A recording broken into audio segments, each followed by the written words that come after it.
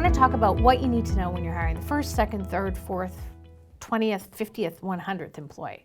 It doesn't matter. These are the things that you need to be thinking about as soon as you are looking at hiring. I have worked with hundreds of organizations, done lots of workshops talking to small business and HR people, and I would say, what is HR? And every time I asked that question, different answers would appear. And so the team and I at Jouta sat down and we said, well, let's talk about HR and how we can describe it in a way that everyone will understand. So we came up with what is HR Jouta style. So foundation of the house is culture, the roof is protection, and in interior of the house is productivity. So it's culture, protection, and productivity equals organizational performance. So let's talk about what culture is. So culture is the workplace culture reflects everything from recruitment to termination and everything in between. It's your vision, your mission, your goals, your symbolism. It's in part the reason you started your business. It's why you got into it. And it's the kind of environment you want to create the greatest results for yourself and your employees. And within culture, protection, and productivity, there's 17 key result areas that we think align to those. So they're the tactical pieces that make up HR. So KRA is key result area. So under culture, we've defined the following KRAs: organizational intention, again, which is your vision, your mission, your goals, your values, your culture, your symbolism. It's your communication, it's your internal and external. It's your specifically thought through, thorough, how are we going to communicate to staff? How are we going to communicate to stakeholders? How are we going to communicate? Organizational structure, that's your roles and responsibility, that's your workforce planning, that's your succession planning. All of those align to support the kind of environment, the culture that you're looking for. Leadership versus management.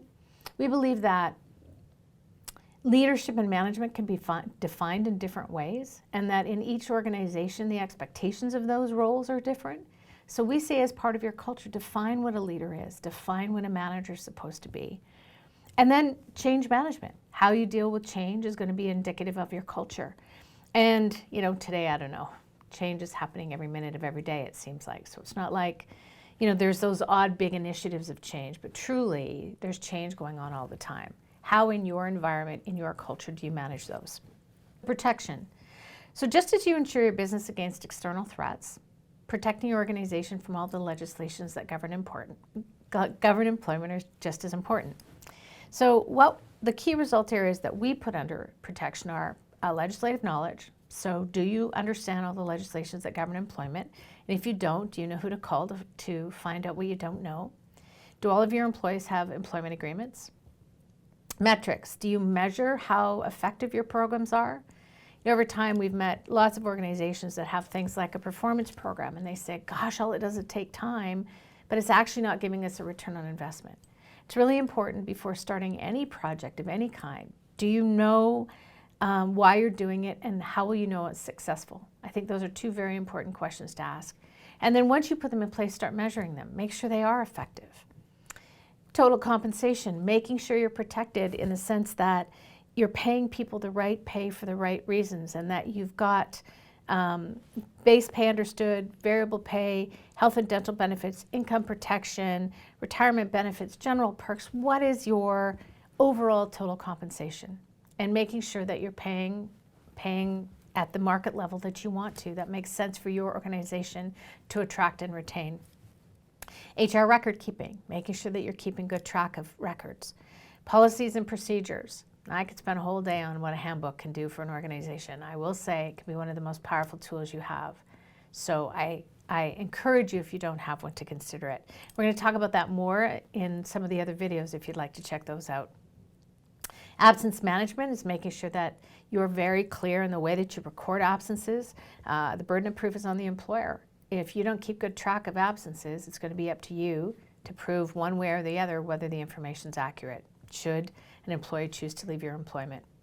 The other one is health and safety. Again, making sure that you're protecting yourself and your staff from, just making sure it's a safe environment for them. Under productivity, you know, I think ultimately HR's job is to ensure that performance is the goal.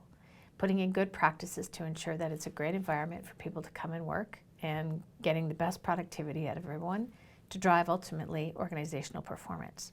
To me, that's the goal of HR. So under productivity key result areas, we've got recruitment and selection.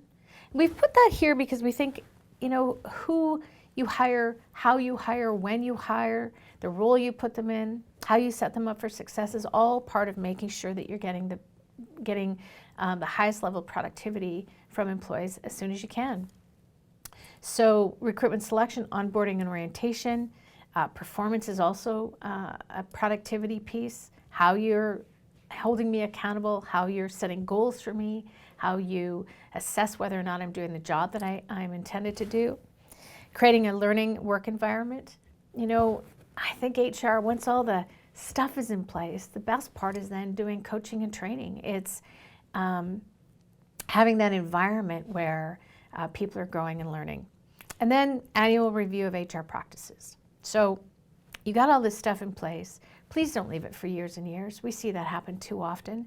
And we'll come back in, when you call us 5 years later and now your practices are so out of date, you almost have to start over in some cases. So we encourage you to review them annually. And for some legislation, some of your practices do need to be looked at annually. If you do that on a regular basis, you'll ensure that your practices are following the growth and projection of your organization. So let's talk about culture. I'm going to spend a tiny bit more time on this. So Simon Sinek did a video piece called The Golden Circle, which you can easily find on YouTube. And I kind of took it and did a little bit of a slant. So he believes people buy why you do what you do, not what you do. And so I want to know why you started your company. Ultimately, the why is the sort of the true north. It's the guiding principle for all employees. Why did you start your company? Why does it exist? What are the behavioral values that drive behavior? So how you do what you do.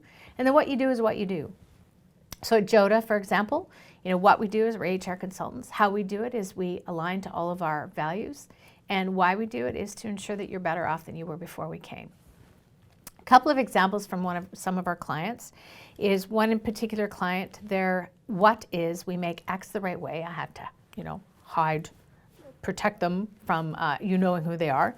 How is through their values. And so they came up with values that were honesty, attention, get along to get along, good work ethic, enthusiasm and passion, dedication and loyalty. Their why was to make a difference. So the reason I'm talking about this, and the example is right here, is that when it comes to putting together HR practices, it's important that they're aligned to something that relates to you. So we started using the why, how, what model to get an alignment or get an understanding of why you do what you do. Again, getting those behavioral values that I think are critically important, and then connecting that to what you do. And then all your HR talks to that. It's quite powerful.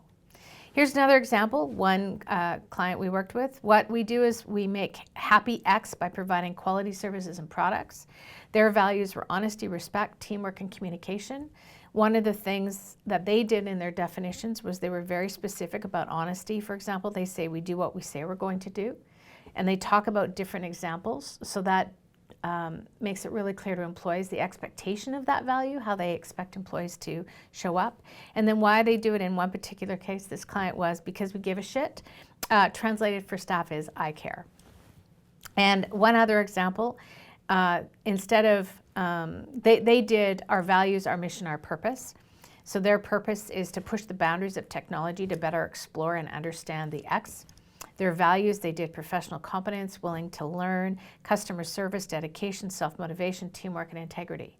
And I show you these examples because what I think sometimes is people, we worked with one client once, he said, gee, I don't know what the mission and vision or value should be, but I saw one in this office not too long ago. So he went and he took the paper off the wall and he used that for his company. And in this particular case, it worked. It doesn't always work that way.